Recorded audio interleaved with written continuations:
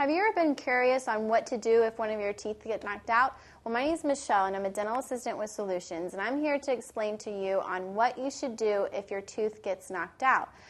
Basically, you need to grab your tooth immediately when it happens, and then put it in a cup of milk. That's the best treatment option for that because the milk is full of calcium. So if you're putting it in milk immediately, you're embedding it into calcium, and calcium is just going to preserve the strength of the tooth.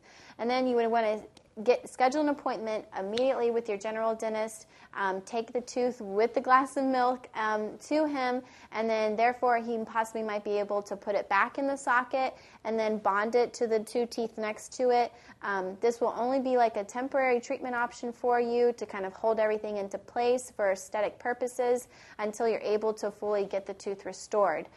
So definitely, if you ever come in a certain situation where your tooth is knocked out, whether playing sports or getting hit in the face, put it in a cup of milk, run to your general dentist office, and he'll be able to restore it for you. Once again, my name is Michelle, and I'm a dental assistant with Solutions, and I just explained to you on what you can do if you have a tooth that's knocked out.